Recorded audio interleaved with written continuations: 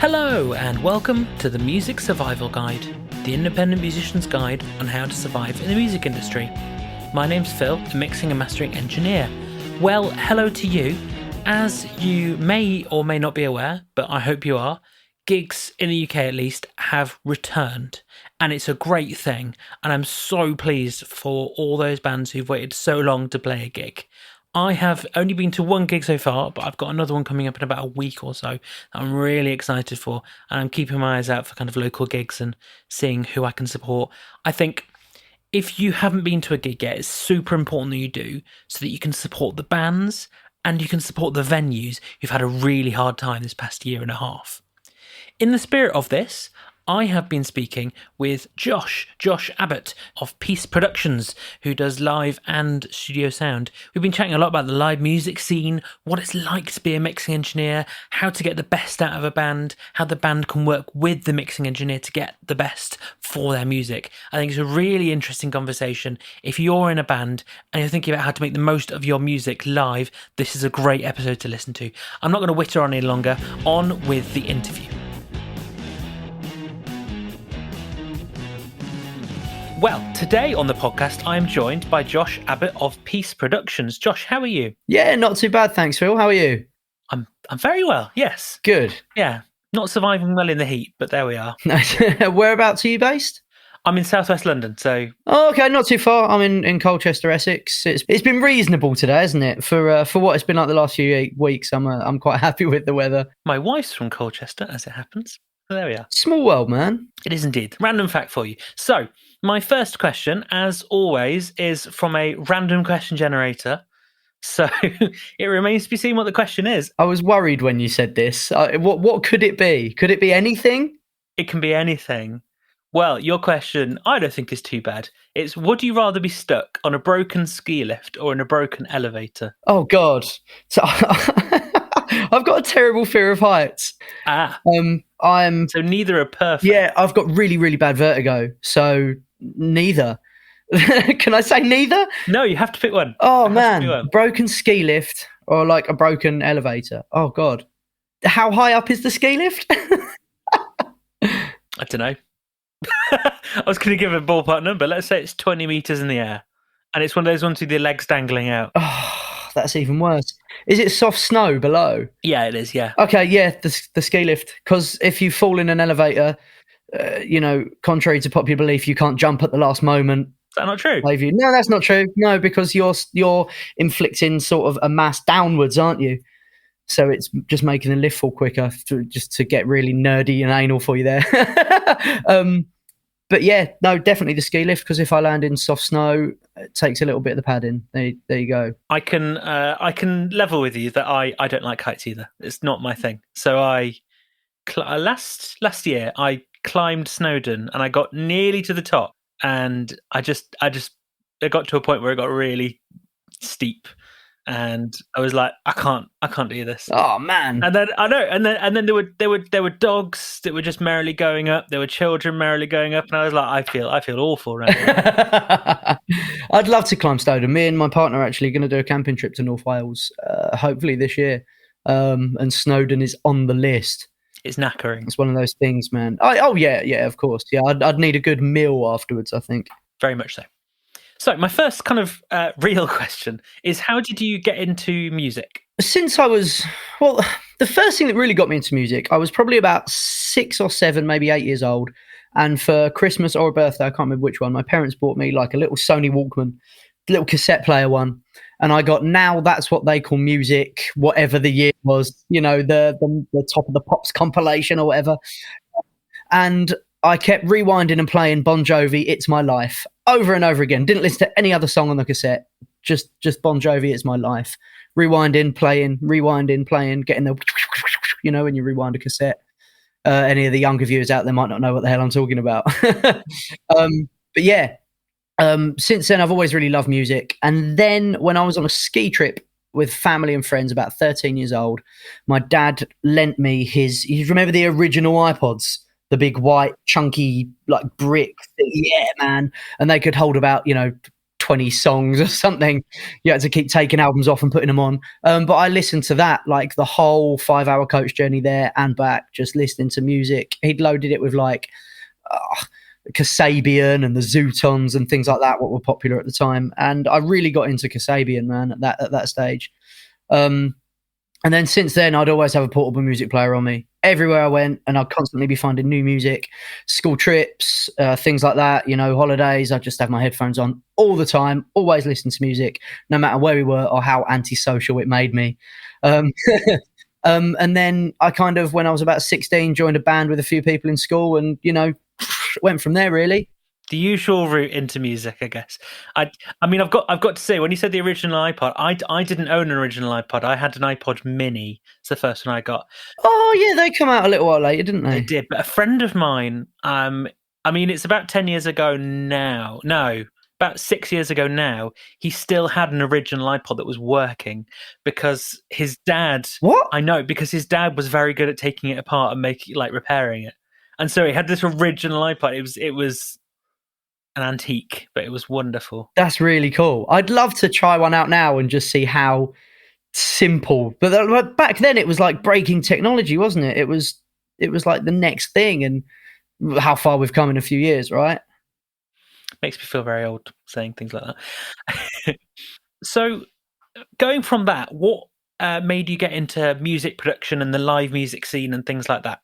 So when I was around this school band around that time, I was just sort of stepping into the world of music, and the next few years really sort of shaped that for me. I joined a local Essex metal band called Devil May Rise when I was about 19, played a whole load of gigs, sort of dipped my toe into promoting and setting up shows for us and getting the supports and things like that. Did it really, really badly, as you do when you're first starting out in anything.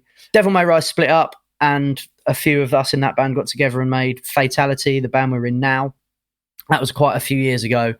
And then I thought, you know what, I really like this promoting and sort of working the live sound in our rehearsals and things like that, and learning about the recording process, trying to record an album and, really wanting to know what goes into it and thinking, I really enjoy this sort of stuff. So I decided to go to college a little bit later than usual. I think I was about 23 when I went to college to study music tech at Colchester Institute. And from there, it just opened up a world of possibilities within, live music, production, music tech, that sort of stuff. So I finished college having learned basically how to mix, how to use multi-effects, how to record, run live sound, that sort of stuff. And subsequently got my first job at a Essex music venue called Asylum, who are no longer open, but they were brilliant. One of the best, community venues. It was just men with long hair and beards, well, very much like yourself, just, having a few beers, listening to music and partying, So it was really good, man. Loved the place. But I joined there as a sound engineer, earning, 50 quid a night, that sort of thing, just starting up, getting by, and just sort of progressed. Joined a few more venues, got a job as a recording engineer in a studio. Started out very slowly, but sort of worked my way up. Got a good reputation for doing things properly and well, and yeah, that's how I sort of got to where I am now. If you, as a live engineer, walk into a venue, a room for the very first time, for whatever reason you're in a room for the first time, is there anything that you would need to specially do to kind of learn like how the room is and how that affects things, or do you just kind of go for it? I always like to give a big clap. Give a couple of claps and check the acoustics, see what the reverb's like, see what corners of the room are going to be a problem. That's kind of it really, until you get the PA, if it's an empty room or PA, whatever, until you get the band set up and sound check, you never really know how it's going to be. It all depends on the equipment of the band as well. But yeah, to just get a feel for the room, like to give a couple of little claps and see what I get back. Have you ever clapped in a room and gone, oh no? A few times. Yeah. You sort of clap and it follows you around the room, like, oh, this is going to be a problem. Won't need the delay plug-in. No. So what goes into a good live mix? Because it's a very different style of mixing to in the studio. Yeah, definitely. Personally, for me, the feeling for the music itself Like you'd mix, if you're in a studio, you might record somebody doing a jazz guitar the same way you'd record someone doing a metal guitar. You have your amps and you have your mics. But mixing those genres differently, mixing those genres in a venue or in a live setting could be completely different. You've just got to feel the music and know where to place things physically and in the mix. Another thing I say is, don't worry about, this is going to come across like I'm a complete amateur and I don't know what I'm talking about.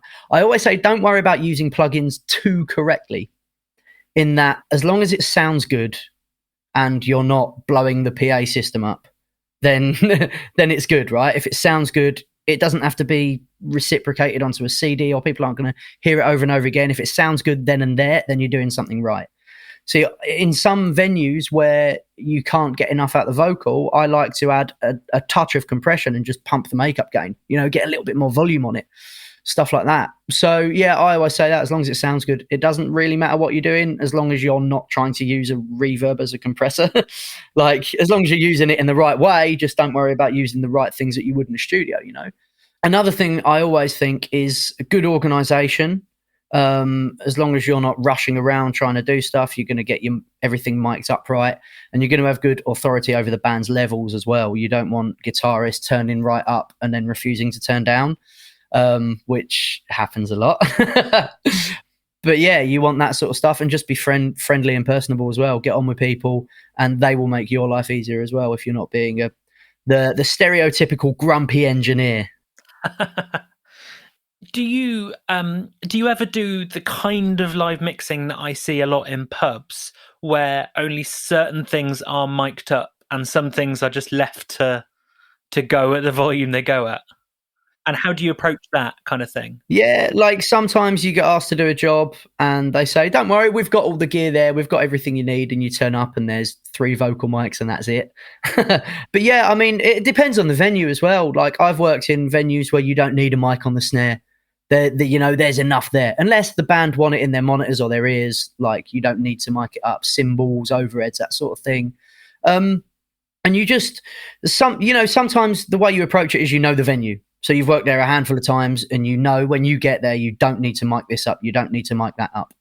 And maybe you've worked with that band before as well, and their levels, the way they play, right, John hits the snare really loud, so you definitely don't need to mic that up, sort of thing.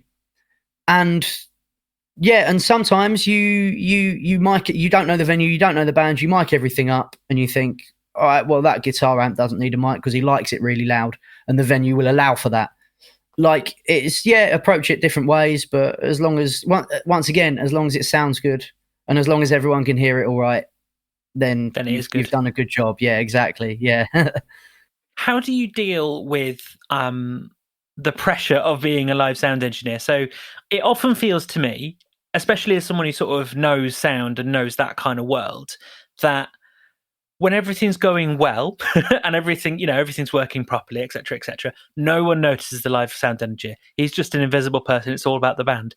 As soon as something goes wrong, everyone sort of turns and looks and goes, what's happened? Yep. Oh, yeah. Yeah, man. I know all about that. That's one of my sort of things that I go by is, if it sounds good, you don't get recognized. If it sounds bad, then you get recognized and people know who you are. So as long as, it's nice when people come up to you and say, what a great job on sound you did. But during the gig, if no one's looking at you, you must be doing all right. That sounds about right. The couple of stories of gigs I've been at where things have gone wrong that have just imminently come to mind. I was actually at a festival, and I'm not going to say which festival, I'm not going to say which band. It was a well-known festival and a well-known band. That's all I'll say. And they came on and they started playing, and especially at festivals, it's very true that the live engineer has the first song really just to get everything balanced. You just go and it's manic.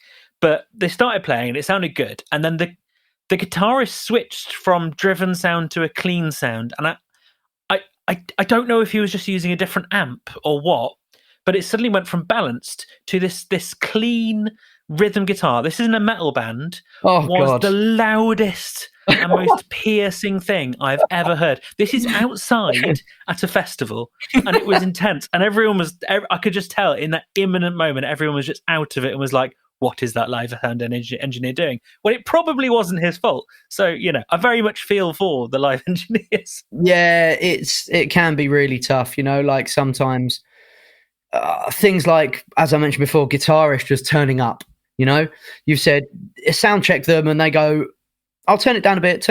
All right, that's the loudest you can go. Don't turn it up anymore. If you need it anymore, I'll put it in your ears or your monitors.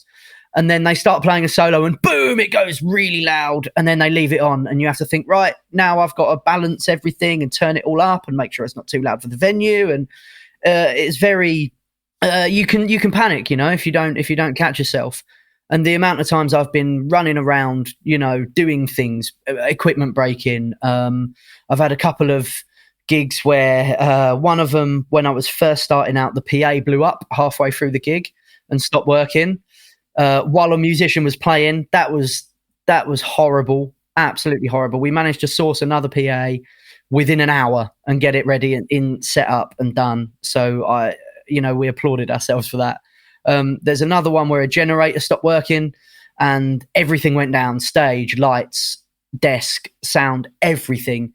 And other ones where bands have bought dodgy equipment, leads not working, leads cutting out and making that sound, and you just have to keep a cool head, man. That's the way you deal with it. A couple of deep breaths and get out your booth and go fix things. And at the end, the band normally thank you for helping out like that and keeping a cool head, because people do panic when things like that happen.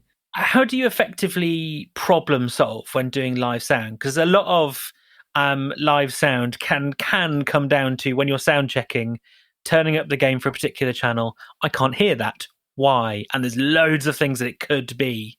So how do you kind of approach a problem like that? It's experience, I think, knowing what to look for, knowing how to, Sherlock Holmes, isn't it? Process of elimination, right? It can't be this, it can't be this, it can't be this, it must be this. And that's just experience doing it. People telling you these things when you're learning and you remembering these and encountering them often. When I first started learning to do live sound, the people teaching me, they said 99% of this job is problem solving. And the rest, the other 1%, is actually running sound.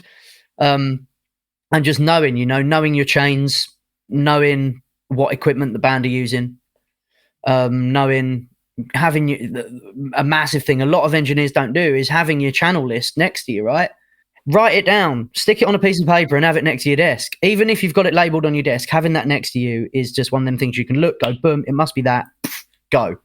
It's just, just knowing and experience is how you effectively problem solve, for sure, man. And I guess if you return to venues several times, you also get to know what problems there can be in particular venues that may crop up multiple times. 100%. Could turn up to a venue and go, right, channels 3, 4, and 7 on the multicore don't work. I know that.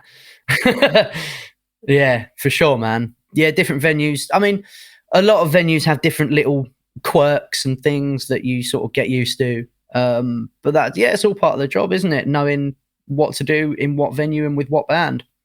So what can bands do to help people like yourselves as live sound engineers get the best sound? Because a band's ultimate goal when they're playing a gig should be to sound good. And there's many ways you can do that, like writing good songs and things like that. But ultimately, working with the live sound engineer is a big part of that. Yeah, definitely. The best thing that bands can do is listen. It sounds really simple, but listen and trust your engineer. They're there for a reason. They're not there to make your life difficult. They're there to make you sound good.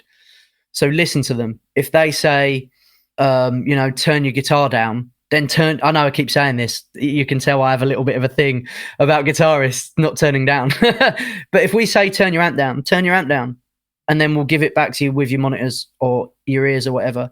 Another thing is know about your equipment. The amount of times I've worked with bands that, not by any fault of their own, apart from not learning about what they're using. They could be starting out, they could be very, very amateur, and nothing against that. That's great, getting out there and playing music to people.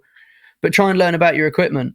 You know, if I say, all right, the top end needs rolling off a bit, know where your frequency knobs are, and don't spend hours looking for the right thing and playing about so you actually find what you need to do. Yeah, a little bit of basic knowledge goes a long, long way when working with an engineer who's got, 100 other things to be worrying about. Sound check times, making sure everything's done before doors, sorting out 3 lineup changes in the space of 15 minutes a slot, that sort of thing. So, yeah, listening to your engineer, trusting your engineer, and a little bit of basic knowledge about equipment you're using. Another thing, actually, that's just come to the top of my head is make sure you get there on time. That is, it's never going to happen, is it? Not in the music industry, right? Never going to happen. But you can keep trying. Get there on time and set up on time, please. If any bands are listening, don't address comments to me. Don't address any complaints to me. Send them all to me. That's fine. So you mentioned quick turnaround times with bands.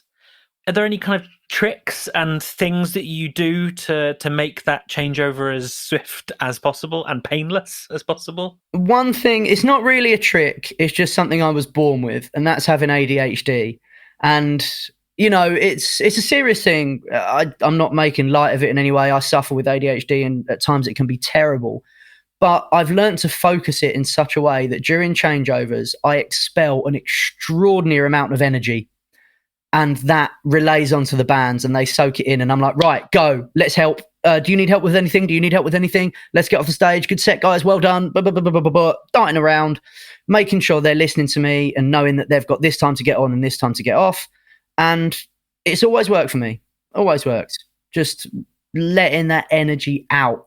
And yeah, I think having ADHD's helped with that, because it's like, hyper focus, do it, boom, boom, boom, boom, boom, like a gnat, just buzzing around.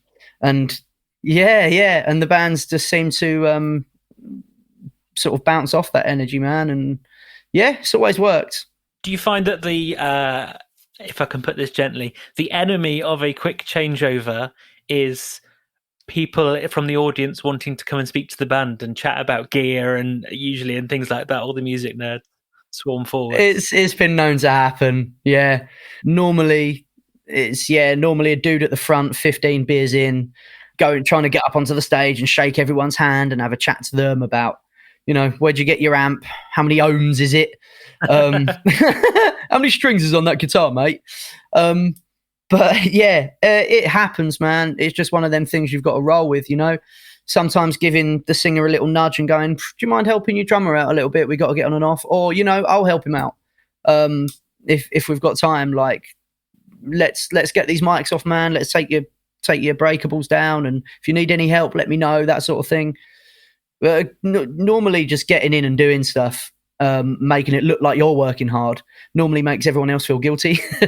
So they're like, yeah, do you want some help, mate? No, it's fine, just do that. Yep, cool, nice, done, change over, boom. Efficient.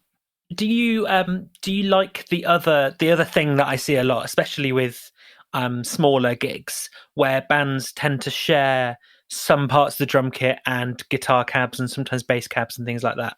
Yeah. Oh, makes my life a hell of a lot easier.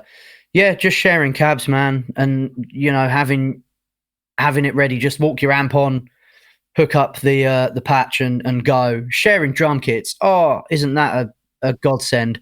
Yeah. Although drummers sharing drum kits, they will still manage to take the full 15 minutes changeover time to set all their cymbals up and adjust them ever so perfectly. Like your hi-hat's got like 2 mil too much gap. Like, let's adjust that. But yeah, man, like kit share, equipment share does a world of good. And I'd urge any band out there, unless you really can't do it, like you use something so unique to you, like an amp modeler or something like that that's got all your sounds built in, unless you use something like that, like do everything you can to kit share, because it gives you more time to get ready before the show as well, and it gives me more time to make you sound good, right? I think the thing that people worry about when it comes to live and, if I can put it this way, their tone. I'm not saying it's just guitarists, but it's a lot of it's guitarists, is they worry that, they spent time building their kind of individual sound and they want it to come across live, but I mean, I don't know what you'd say to this, but personally, I would say spend time getting that right in the studio and making sure it's right when it's recorded there. Live, there's something about a live venue and the way sound just sort of works that you're just going to sort of lose some of that intricate detail anyway in the sort of noise of it all. So don't worry about the details like, oh no, this is a Marshall cab and I use an orange, so I can't use this, that kind of thing. Don't worry about it. Yeah, I totally agree with you, man. Like most of the sound these days is in like the guitarist, like pedals and things like that anyway. And they might do a little bit of adjusting on the head, a little bit of presence, change the EQ slightly. Um, but I think in what you were saying about the studio and the live setting, like if you go to see a band live and they sound exactly like they do on Spotify or on their CD, there's nothing extra, You want to go see a band live for a bit of oomph, a bit more energy, of power to these songs that you listen to. And if any band wants to replicate exactly how they sound in the studio and not give any more live, then why are you doing it? Why don't you just release more music on Spotify, Very true. Do you have a favourite genre to mix live? And maybe, if you want to say it, a least favourite genre, or you can answer that question however you like. I love mixing jazz. Just not only because jazz musicians are just always super chilled. They're like the most chilled people in the world. Even if they do arrive, 10 minutes before doors, they make they make everything really easy for you. Like, oh, put a mic on that? No, yeah, fine, whatever. Do what you want, mate. Like, is that mic in your way? No, it's fine, man. I'm just gonna play. Like, it's all like so chilled. And just the sound of it as well, the warmth, mixing jazz just gives you this, seeing it live, just a feeling of like an audio warmth, and yeah, I just really enjoy the sounds and the things you can do, with a little bit of slapback delay and some nice plate reverbs and things like that can just give it such a nice feeling rather than hearing, Is it that you're not worrying so much about the kind of technical aspects and you feel like you can sit back and sort of actually enjoy the music a bit more and work? Yeah, totally that. Yeah, you hit the nail on the head there, man. Like, definitely. You don't have to worry about, is this sound compressed enough? Jazz is very free, isn't it? So it's like, you just have fun with it. Sit back, have fun and enjoy the music and try before the end of the night to be as chilled as the musicians are. As far as a worst genre goes, a least favorite, maybe a least favorite. Not the worst, but worse than most, right? Would be, and I hate saying this because I'm a massive metal fan. I'm in a metal band, but metal, man, it's so hard to mix live because everything's so loud. Everything's in your face. Drummers just want to break the skins on their drums and smash their cymbals up. Like, guitarists want to come off the stage with bleeding fingers, and the vocalists want to tear their throats apart.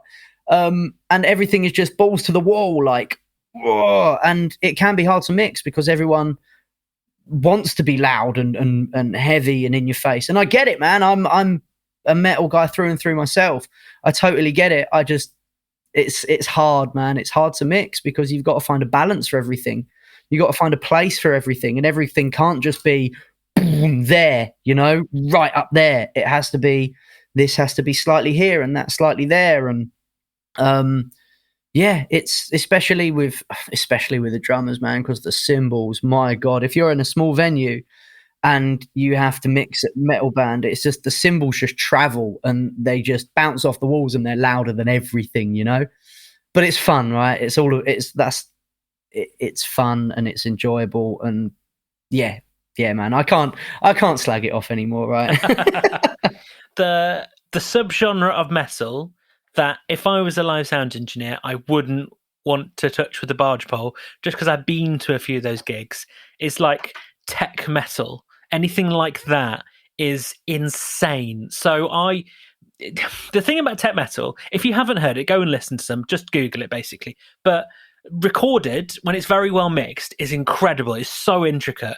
But I went to a mate of mine's was in a tech metal band, and I saw a gig with I think there were 3 basically just tech metal bands there, and they all set up, and there was keyboards, 2 guitarists, bassist, drummer, singer in every band pretty much, and they had a MacBook. It was always a MacBook running tracks, and that was where they had all the orchestral stuff and extra, horns and all sorts of things. They were also running.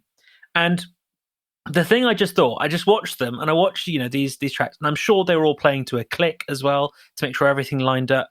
But I just kind of stood back and went, it's almost turning into mush. I can't hear anything that's going from that computer. Like, I can hear your nice intros, and then as soon as you start playing, it's gone.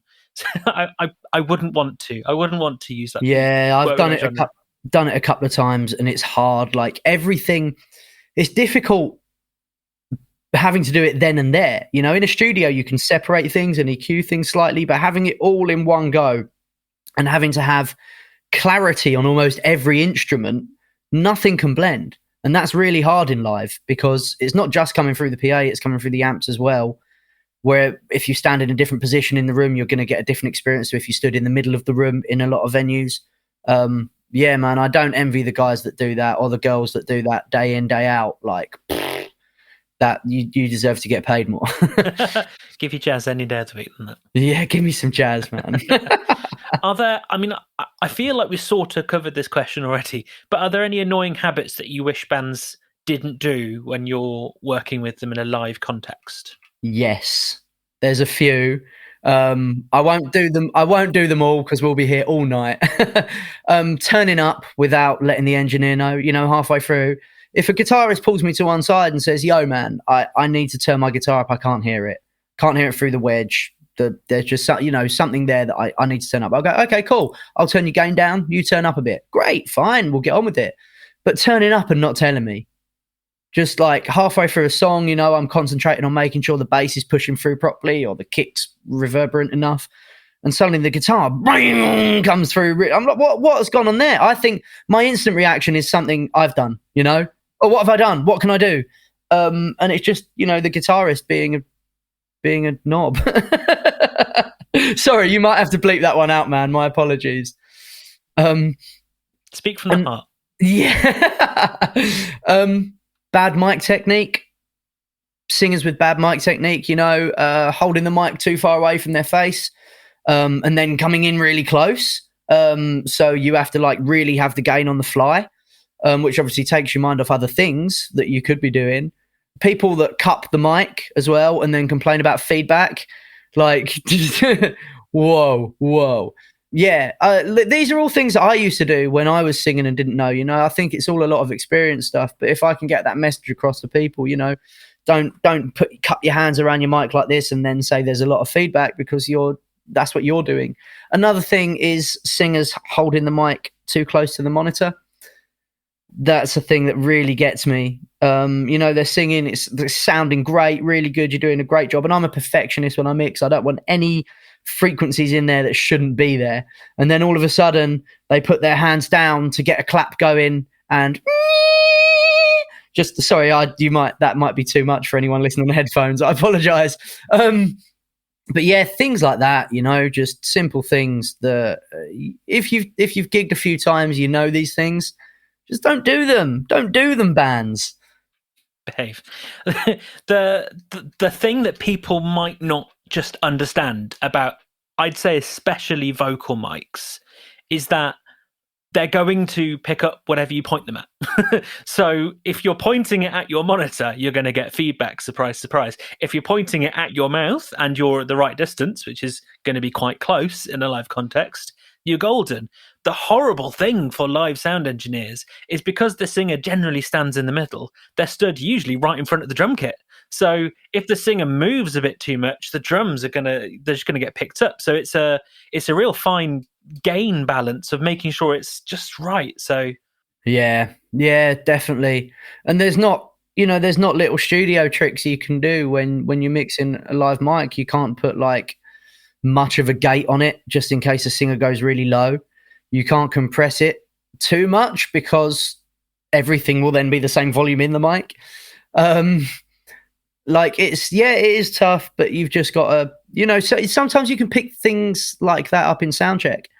If the singer's, doing their show, their thing in soundcheck, you can see the way they're walking around and think, all right, like maybe when the mic's away from their mouth, they like to hold it towards other instruments, and I'm just going to ride the gain on that one, or just ride the faders on that one, Um, everyone's different, and you've just got to kind of, once again, just roll with it, man. It's the way to be. Got to keep calm, it sounds like. That's just the big overriding message. Live sound engineers must stay calm. Have you had any truly nightmare experience gigs where things have really gone wrong? Yep. Yeah, definitely. I think I mentioned a couple of these earlier, actually. Like the PA blew up. I was doing one of my first shows as a promoter, and it was an outdoor thing in a pub. And obviously maybe the electrical work wasn't up to spec. And yeah, halfway through the show, musician was on and the PA just went. We're all running around trying to work out what it could be. Go and check the breakers inside. Everything's up. Like, all right, well, if something's blown up and the breakers are up, that's a problem. So yeah, managed to as it was like a community thing. So a few of us sort of huddled around and was like, right, what can we do? Who's got a PA? Someone's got one at home. Right, cool. Run off and get it. I'll sort you out some money and some beers later. Let's just get this show on the road. So yeah, managed to get another PA in and get the musician back on and finish the day. Luckily, which was, as good as it could have been. Yeah, another one where a generator so a generator cut out, and that was powering everything. So you got light, sound, stage, amps, everything just went. And this was a nighttime gig as well, so we had to try and do everything in the dark, get everything up and running in the dark. We all had our phone lights on, running around trying to get the generator fired up again. Managed to get that going again. You always do, didn't you, in these sort of things? You persevere, and no matter how long it takes, you get things going again. So we got the band back on, let them finish their set, and we just ran late, which was lucky we could do that. A lot of places wouldn't let you run late, and you'd have to cut time. And I always feel bad about that, because it's not the band's fault, The band are the one that suffer. They don't get to play their stuff. But yeah, we managed to get that one done again, and just other ones with bad equipment. People supply you. People say, we've got everything you need, just come and run sound. That's all you can do. And you turn there and there's a tangled multi-core and an amp that keeps switching off, and 3-pin XLRs with 2 pins in them. All sorts of things. I've had a few nightmare gigs, but as long as you get sound out and it sounds all right, you can't complain at the end of the day. As long as they pay you for it as well, right? You might go out to them at the end and say, look, all your equipment's rubbish, man. I want double. But no, it's one of the things you deal with. It's what you expect going into this job. So yeah, man. My first thought is who just has a PA at home? Obviously somebody I was very lucky to know at that point. That's very true. Yeah, man. So a kind of converse question. What's your best live sound or your favourite live sound moment to date? I've had a few, quite a lot. And it's normally just working with cool people. As I say, any jazz musician that I've worked with has been sound. They've been really cool. But I've had the what would you call it? The luck to work with quite a lot of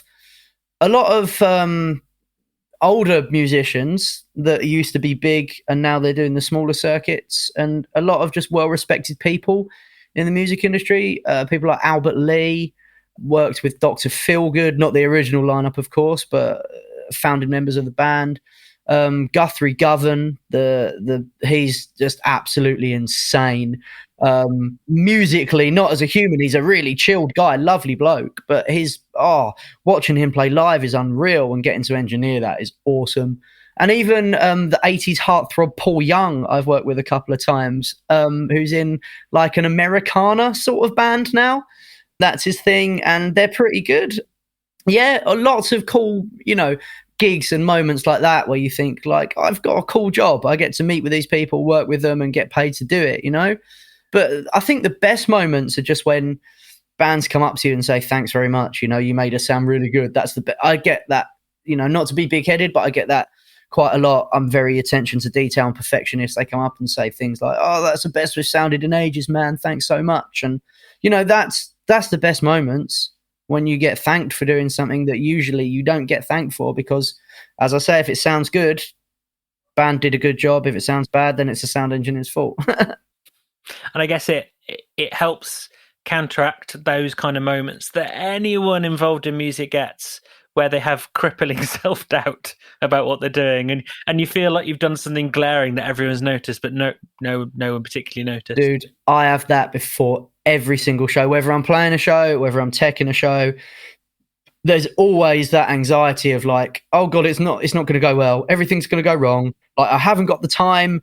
Like, the sound check was cut by 5 minutes. It's going to sound awful. And then it gets running, and you get confident within yourself, like deep down, I know I can do a good job. Like, let's rock and roll, man. But yeah, like, there's always self-doubt, man, which is why, like, I think why people push themselves, prove to themselves they can do it, and prove to other people they can do it.